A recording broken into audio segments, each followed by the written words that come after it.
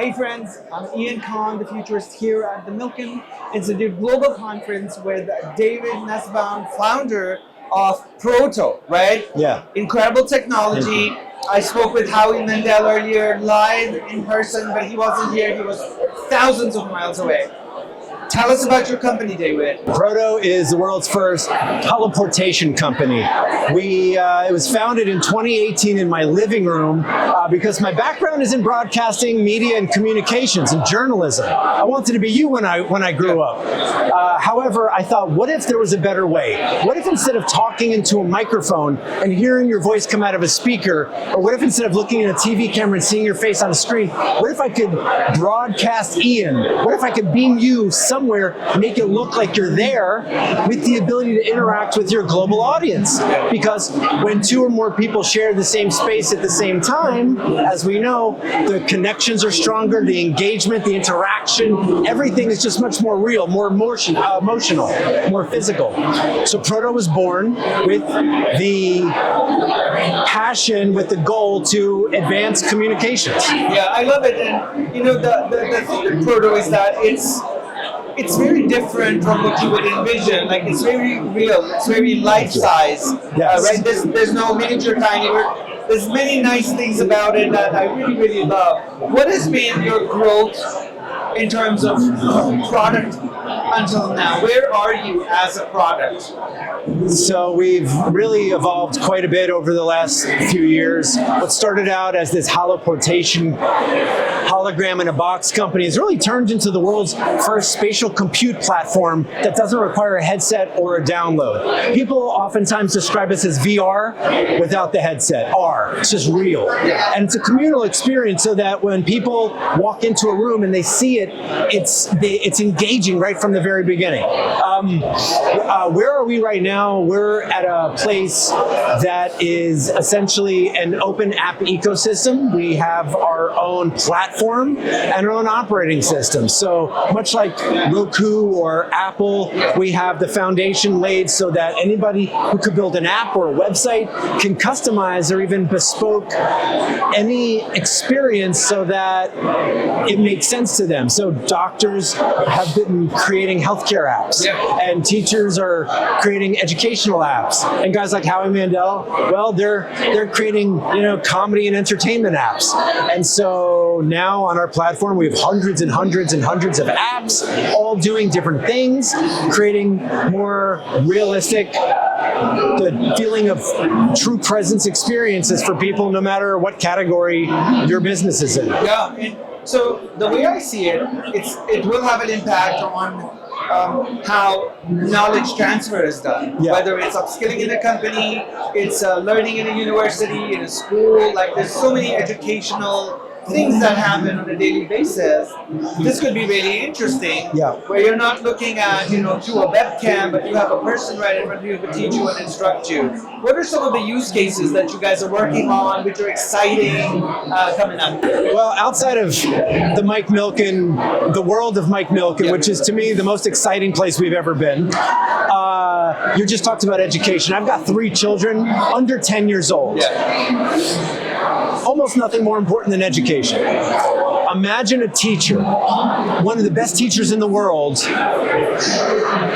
unable to teach children in remote or rural locations because of time or distance or budget. Now, any teacher can beam into any location and talk to any student regardless of where they are in the world. And because of our AI tools, that teacher can communicate with every student in the language of their choice. So a teacher in America could beam to the middle of Australia or France or Japan or India and speak in every different language without leaving their own home or office. Yeah.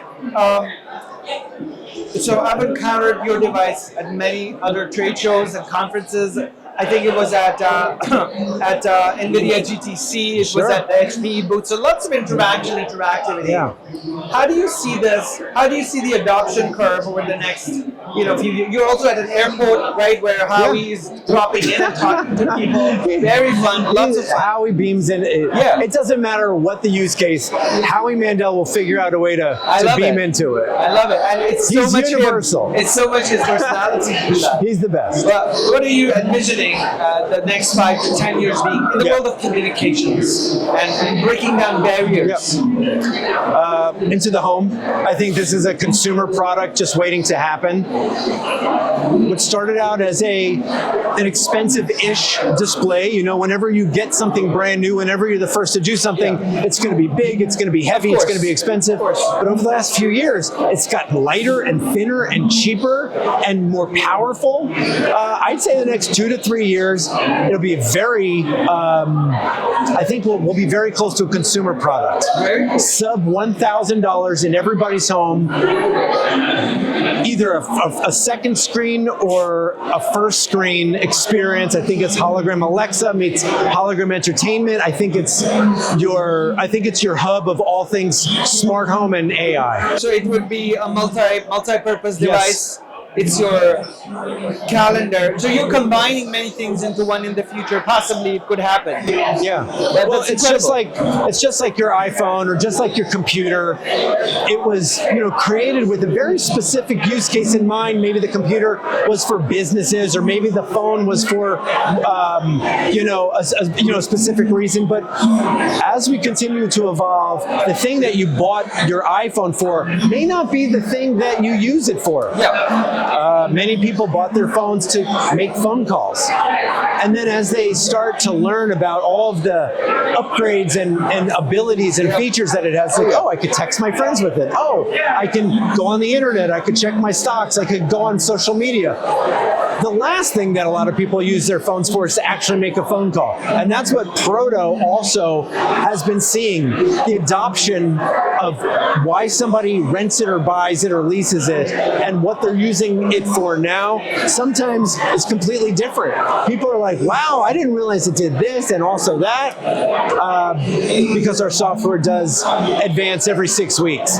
6 weeks from now, you'll have way more features and functions than you did 6 weeks ago. Yeah, no, I love it. What are some of the, and this opens up so many different possibilities. What are some of the requirements to have right now? Is this like you have to have a device on both ends, and then this communication happens? But when that happens, like what you just told me, like you could be watching TV on it. I don't know. Or you could be interacting. You could be learning. My brain is right now thinking of so many possibilities. You nailed it. I mean, you could watch TV on it, but like you could have programmed stuff that appears somehow, whether it's TV or not. Yeah. Well, look, you can watch TV on it. A lot of people use it to do a lot of their work on it. It makes business better. We're in banks. We're in hotels. Exactly. So banks, holographic tellers.